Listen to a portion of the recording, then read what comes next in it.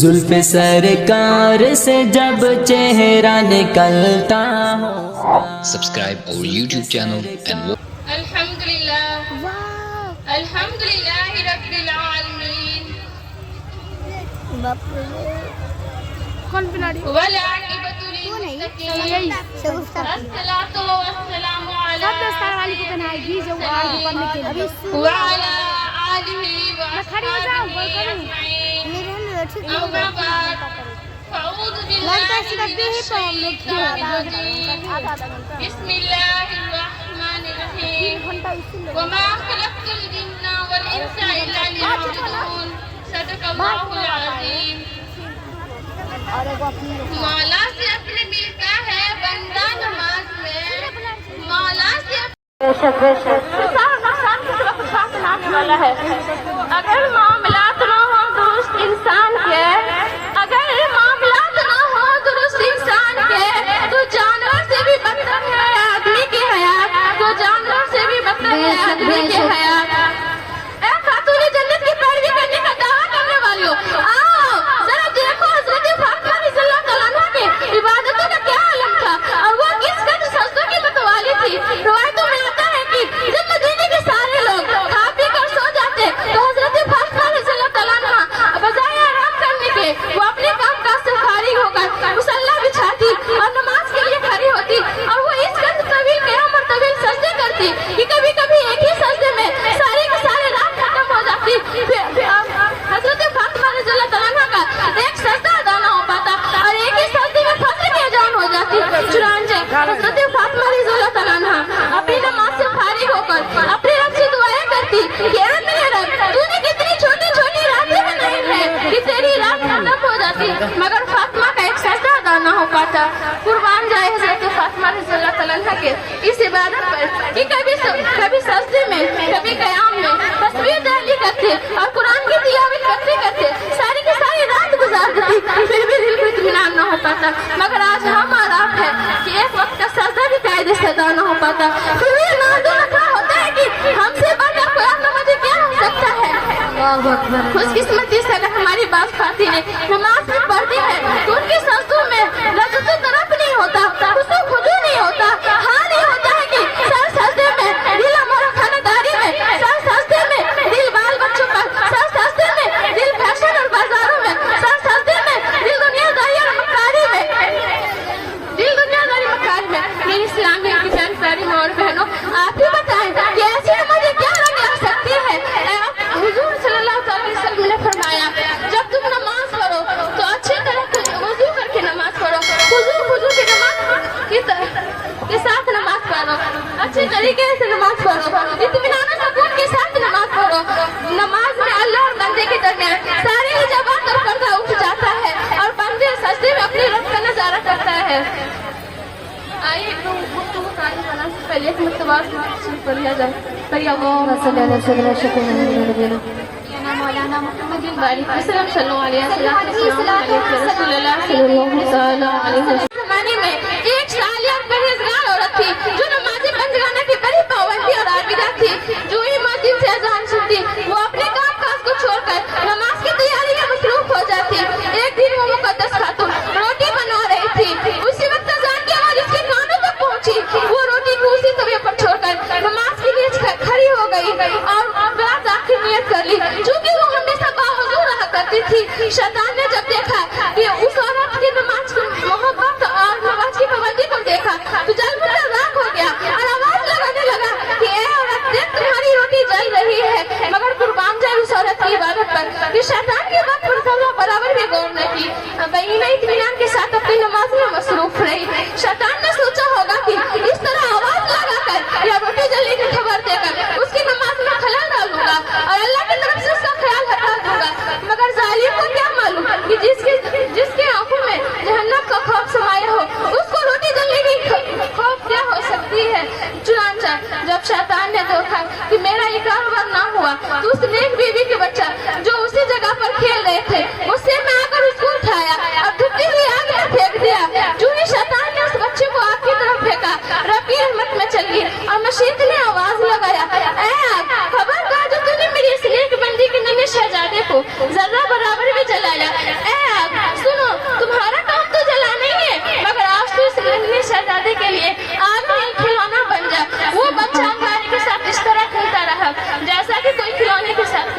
سبحان اللہ جب یہ سبحان بات اللہ دھیرے دھیرے حضرت عیسیٰ علیہ السلام تک پہنچی تو حضرت عیسیٰ علیہ السلام نے اس عورت کو بلایا اور پوچھا کہ اے عورت آخر کون سا تمہارا ایسا پیارا محبوبہ عمل ہے جس کی وجہ سے تمہارا بچہ انگارے کے ساتھ کھیلتا رہا، پھر بھی اس کے دل انگارے کے ساتھ کھیلتا رہا، پھر بھی اس کے بدن پر ذرہ برابر بھی کھروچ نہ آیا؟ تو اس عورت نے جواب دیا، حضور میرے اندر تو بظاہر کوئی ایسی بات نہیں ہے، ہاں مگر میں ہمیشہ باوضو رہا کرتی ہوں اور اذان سنتی ہی نماز کے لیے کھڑی ہو جاتی ہوں۔ تو حضرت عیسیٰ علیہ السلام نے فرمایا یہ نمازی کی برکت تھی جو تمہارا بچہ انگارے کے ساتھ کھیلتا رہا۔ سبحان اللہ، نعرہ تکبیر، نعرہ تکبیر، نعرہ رسالت، نعرہ رسالت، جشن ردائے عالمیت، جشن ردائے عالمیت، جامعہ ام حبیبہ، جامعہ ام حبیبہ، نعرہ تکبیر، نعرہ رسالت۔ اگر آج بھی ہو ابراہیم سا ایمان پیدا، اگر آج بھی ہو ابراہیم سا ایمان پیدا، آپ کر سکتی ہیں انداز گلستہ پیدا، آپ کر سکتی ہیں انداز گلستہ پیدا۔ موت سے کس کو رشتہداری ہے، موت سے کس کو رشتہداری ہے، آج ہماری کل تمہاری باری ہے، آج ہماری کل تمہاری باری ہے۔ جاگنا ہے جاگ لے افلاک کے سائے تلے، جاگنا ہے جاگ لے افلاک کے سائے تلے، حشر میں سونا پڑے گا خاک کے سائے تلے، حشر میں سونا پڑے گا خاک کے سائے تلے۔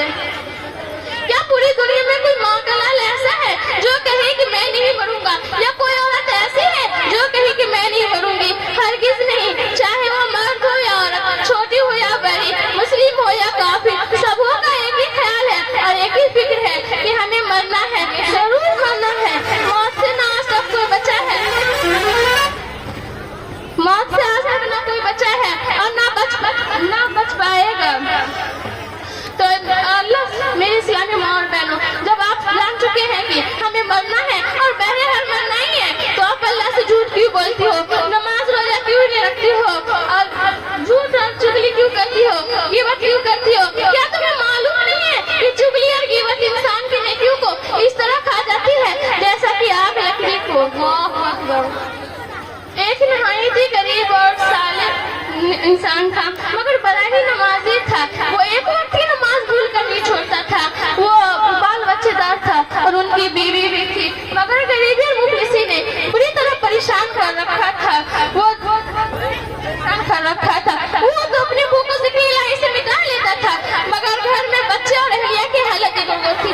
چنانچہ جب اس کی بیوی نے صبر کا پیمانہ لبریز ہوا، اس نے اپنے شوہر سے کہا، اے مرد صالح، آپ تو اپنی بھوک کو ذکر الہی سے مٹا لیتے ہیں، مگر ذرا اس بچے پر ترس کھائے اور کچھ کما کر لائے۔ تو صبح ہوئی، وہ مرد چوراہے پر جا کر مزدوروں کے صف میں کھڑا ہو گیا، مگر جسمانی کمزوری اور لاغری کی وجہ سے کسی نے بھی اسے مزدوری پر نہ رکھا، تو وہ مسجد میں جا کر اپنے ذکر الہی میں مشغول ہو گیا۔ پھر شام ہوئی، وہ اپنے گھر کی طرف چلا، جب گھر آیا تو اس کی بیوی انتظار میں تھی کہ کچھ کما کر لائیں گے تو اس بچے کو کھلا کر بھوک مٹاؤں گی، مگر خالی ہاتھ دے کر مایوس ہو گئی اور بولی کہ کہاں ہے آپ کی مزدوری؟ تو اس کے شوہر نے کہا، صبر کرو کیونکہ میرے مالک آج اور کل کا مزدوری ایک ہی دن دینے کا وعدہ کیا ہے، اور انشاءاللہ میں کل کچھ ساز و سامان لے کر آؤں گا۔ تو پھر صبح ہوئی، پھر وہ مزدوروں پر جا کر مزدوروں کے صف میں کھڑا ہو گیا، مگر آج بھی اسے کسی مزدوری پر نہ رکھا، اور وہ کل کی طرح آج بھی جا کر اپنے ذکر الہی میں مشغول ہو گیا اور پورے دن اپنی رکھی مزدوری میں گزار دی۔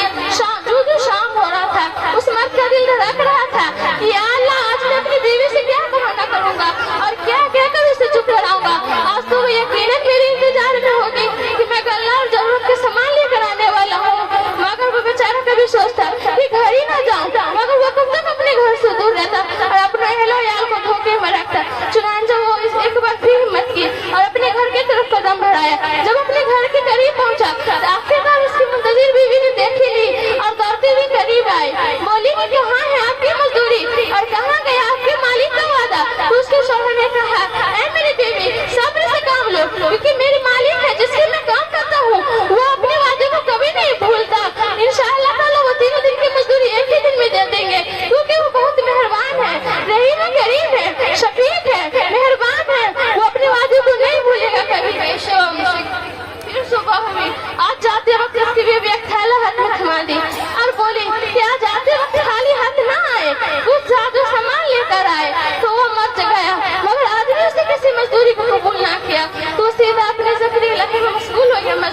कर और सजदे में रोते हुए अपने मालिक की हकीकी से अर्ज किया, ऐ मेरे रब, तू खूब जानता है कि हम तेरी ही इबादत करते हैं और तेरी ही मजदूरी करते हैं और तुझे से रोजे के तालिब है, अब तू ही सबका मालिक है, रज़्ज़ाक़ है। ऐ मेरे रब, तू गैब से मेरे लिए रिज़्क़ का इंतजाम फरमा दे। दुआ ही मांग रहा था कि शाम हो गया। वो अपने घर की तरफ कदम बढ़ाया और सोच ही रहा था कि एक तरकीब सूझी, क्यों ना मैं इस थैले में रहकर बालू भर लूं ताकि खाली हाथ देकर मैं उसमें हो जाए। तो वो उस थैले में रहकर बालू भर लिया और अपने घर की तरफ चला। जो अपने घर के करीब पहुंचा तो उसकी बीवी बहुत खुश थी और मुस्कुराते हुए उसके नजदीक आई और बोली कि सच में आपके मालिक बहुत मेहमान और रहीम है, करीब है, वो जरूरत से ज्यादा साजो सामान भेज दिए हैं। तो सुनते ही उसके शौहर ने कहा कि ऐ मेरी बेबी, तू किस मजदूरी की बात कर रही है और कौन लेकर आया था मजदूरी? तब उसकी बीवी ने जवाब दी, एक सफेद पोश खूब रूह और जवान था, एक खूबसूरत दश्त में हीरे जवाहरात और कीमती अशिया लेकर आए और दरवाजे पर दस्तक देते हुए मुझे बोला, ये तुम्हारी शौहर की मजदूरी है और उनसे कह देना जिसकी वो 3 दिन से मजदूरी कर रहा था उसने उसको सलाम कहा है। इतना सुनते ही उसके शौहर बेहोश हो गए और एक चीख मारते हुए सजदे में गिर पड़ा। तो उसकी बेबी होश में लाने की कोशिश की। चुनांचे जब होश में आया तो उसकी बेबी ने पूछी कि तुमको आपको क्या हो गया था और आप बेहोश क्यों हो गए थे? तब उसके शौहर ने कहा, वो आदमी आने वाला कोई आम इंसान नहीं बल्कि वो फरिश्ता था, इंसानी शक्ल में रब ने उसे मेरे भेजा था। तो उसको मेरे लिए मजदूरी लेकर भेजा था। देखा मेरी माँ और बहनों, ये नमाज़ें कितनी अहम और अजीब तेरी इबादत है। अगर आप भी दिन दुनिया की नारे तकबीर, नारे तकबीर, नारे रिसालत, नारे रिसालत, जश्न रिदाए आलमियत, जश्न रिदाए आलमियत, जामिया में हबीबा, जामिया में हबीबा, नारे तकबीर, नारे रिसालत। ये नमाज़ें कितनी अहम और अजीब तेरी इबादत है। अगर आप भी दिन दुनिया की भलाई चाहती हो तो नमाज पढ़ो, नमाज़ें बंद करने की पाबंदी करो, अल्लाह रसूल से मोहब्बत करो,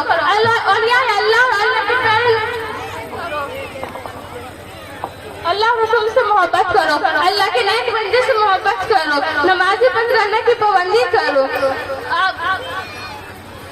अक्सर मार बहने ये गरीबी और मुफलिसी का रोना रोती है और ये शिकवे करते नजर आ रही है कि घर में रुपया पैसा और कमाई में बरकतें नजर नहीं आ रही है, भलाई मुसीबत पीछे नहीं छोड़ती है। तो मेरी माँ और बहनों, क्या कभी आपने ये सोचने की जरूरत की है कि मेरे घर में आखिरकार बेबरकती और नुहूसत की क्या वजह है? अगर आप यही सोचते रहेंगे तो ऐ पैसा खातून, आपके दुआ में यही मिलेगा कि जब तुम्हारा सारा घर का घर भी नमाजी है, अल्लाह और रसूल का नाफरमान है, तो तुम्हारे माल में दौलत में पैसे में कहाँ से बरकतें आ सकती है? जब तक तुम अल्लाह और रसूल के नाफरमानी से बात नहीं आएगी, नमाज़ें बंद करने की पाबंदी ना करेगी, अल्लाह रसूल से मोहब्बत ना करेगी, रमजान की रोजे ना रखेगी, तो तुम्हारे घर में बरकतें कहाँ से आ सकती है? बरसातें कहाँ से हो सकती है? इत्मीनान और सुकून कहाँ से मिल सकता है? आइए मैं आपको एक और वक्त सुना। एक आदमी सरकार गौसे आजम की खिदमत में हाजिर हुए और अर्ज करने लगे कि हुजूर मैं बहुत परेशान हूँ, मुझको एक ऐसे तावीज़ बता दे जिससे मेरे घर की नौसतें दूर हो जाए। मेरे घर में नौसतें अपने शिकंजे में बुरी तरह कस रखा है। हुजूर मैं भी नमाज पढ़ता हूँ और मेरी बीवी भी नमाज पढ़ती है और कमाता भी हूँ, फिर भी कोई बरकतें नजर नहीं आ रही है। सरकार गौसे आजम उसकी फरियादें सुनते ही आंख बंद कर लिए और बगैर नुस्खा तावीज़ बताने के बस उसने उससे इतना कहा कि जाओ तुम अपने सहन के आंगन में एक पर्दा लगा लो। तो उस आदमी ने सोचा कि अल्लाह ये कैसी तावीज़ है, मगर बड़े पीर और दस्तगीर का फरमान था, इसलिए वो गया और अपने सहन के दरवाजे पे एक पर्दा लगाया जो अब तक बगैर पर्दे का था। पर्दा लगाते ही उसके घर में नौसती दूर होने लगी और वो खुशहाल मालदार हो गए। एक दिन वो तोहफा लेकर सरकार गौसे आजम की खिदमत में हाजिर हुए और सलाम खैरियत के बाद पूछा कि हुजूर ये तो बता दे इस पर्दे की क्या हिकमत है जो मैं आज खुशहाल और मालदार हो गया हूँ? तो सरकार गौसे आजम ने फरमाया, तुम्हारे घर में बेबरकती और नुहूसत की ये वजह थी कि तुम्हारा घर लबे सड़क यानी रोड के किनारे था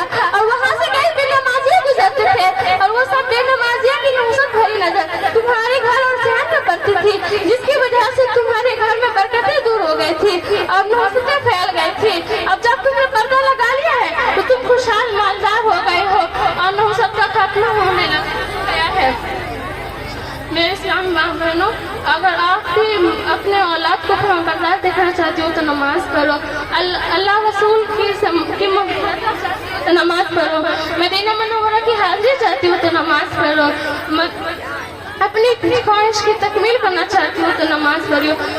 मौजूद खातिन इस्लाम आए एक ऐसा वाक़या समाप्त फरमाए जिससे ये पता चले कि बेनमाजी की नौबत कितनी बुरी होती है। बनी इसराइल में एक औरत हाजिर हुई और अर्ज करने लगी कि या नबी अल्लाह, ऐ मूसा, मुझसे बहुत बड़ा गुनाह सादिर हो गया है और मैं गुनाह कबीरा से तौबा इस्तिग़फ़ार भी कर चुकी हूँ, मगर फिर भी मेरे हक में दुआएं मग़फ़िरत फरमाएं। मुझे कौमी उम्मीद है कि आपकी दुआ रहमानुर रहीम की रहमत जरूर जोश में आएगी और इस गुनाहगार औरत की तौबा भी कबूल हो जाएगी। तो उस हज़रत मूसा अलैहिस्सलाम ने फरमाया, ऐ अल्लाह की बंदी, आखिर कौन सा ऐसा जुर्म है जिसकी वजह से तू बेहद परेशान है और गुनाह की कबूलियत के लिए भागे भागे फिर रही है? तो उस औरत ने अर्ज किया, या नबी अल्लाह, अव्वल काम तो हराम हुआ, फिर इस कभी हरकत से एक बच्चा पैदा हुआ और अपने इज्जत की बका की खातिर उस मासूम बच्चे को कत्ल कर दिया ताकि अपनी इज्जत पर कोई दाग धब्बा ना आ पाए। बस ये जुर्म मुझसे हो गया है जिसकी वजह से मैं बेहद परेशान हूँ। हज़रत मूसा अलैहिस्सलाम जलाली थे, चुनांचे बहुत ही गुस्सा हुए और गाजुल अदब से फरमाया, ऐ जलील बेशरम, मेरी नजर से दूर हो जा, तेरी वजह से मैं भी गलत न हो जाऊँ। तो उस औरत ने हज़रत मूसा अलैहिस्सलाम की ये बातें सुनकर और गुस्सा का आलम देखकर बिल्कुल नाउम्मीद होकर अपने घर की तरफ चली। इधर हज़रत जिब्रील अलैहिस्सलाम को रब्बुल आलमीन ने हज़रत मूसा अलैहिस्सलाम के पास भेजा। तो हज़रत जिब्रील अलैहिस्सलाम ने मूसा अलैहिस्सलाम की खिदमत में हाजिर हुए और सलाम के बाद किया कि ऐ मूसा, अल्लाह आपसे सवाल करता है कि आपके नजदीक इस औरत से ज्यादा बदतर, बदकार, जलीलो बेशरम कोई और औरत है? तो हज़रत मूसा अलैहिस्सलाम ने फरमाया, भला इस औरत से ज्यादा बदतर, बदकार, जलीलो बेशरम कोई और औरत हो सकती है? तो हज़रत जिब्रील अलैहिस्सलाम ने फरमाया, ए मूसा, आपका ख्याल महज ख्याल काम है, क्योंकि अल्लाह जल्ला जलालुहु ने मुझसे ये कहकर भेजा है कि जाओ हज़रत मूसा अलैहिस्सलाम को ये कह दो कि अल्लाह की निगाह में उस औरत से ज्यादा बदतर, बदकार और जलीलो बेशरम वो औरत मर्द है जो जानबूझकर एक वक्त की नमाज छोड़े। मेरे इस्लामी माँ और बहनों, अभी बनी इसराइल की एक बदकार औरत का वाक़या सुना है और सोच रही हूँ कि उसको किस कदर दुनिया और आखिरत में अज़ाब बर्दाश्त करना पड़ेगा। ये जिंदगी चंद रोज है, इस हकीकी दुनिया से एक दिन सबने चले जाना है, मगर हकीकी जिंदगी आखिरत की है। मगर फिर भी हम अल्लाह ताला और उसके प्यारे नबी मोहम्मद सल्लल्लाहु ताला अलैहि वसल्लम और अज़वाजे मोहतरमात की जिंदगी को अशले राह बनाकर गुजारेंगे तो दुनिया में सुकून, कब्र में राहत और मैदान महशर में हुजूर मोहम्मद सल्लल्लाहु ताला अलैहि वसल्लम की शफाअत उज़्मा की खुशखबरी मिल सकती है। सुभान अल्लाह फरमाई है कि अमल से जिंदगी बनती है, जन्नत भी जहन्नम भी, अमल से जिंदगी बनती है, जन्नत भी जहन्नम भी, ये खाकी अपनी फितरत की ना नूरी है ना नारी। सुभान अल्लाह। मेरे इस्लामी माँ और बहनों, मैं इसी के साथ मैं अपनी छोटी सी गुफ्तगू ख़त्म करना चाहती हूँ, मगर इससे पहले जो मुझे बोलने और आपके सुनने में गलतियाँ हुई हो उन मैं अपने रब से दुआ करती हूँ कि अल्लाह पर ये अस्तग़फिरुल्लाह वमा अलैना इल्लल बलागुल मुबीन। अस्सलामु अलैकुम व रहमतुल्लाहि व बरकातुहू। वालेकुम अस्सलाम व रहमतुल्लाहि व बरकातुहू।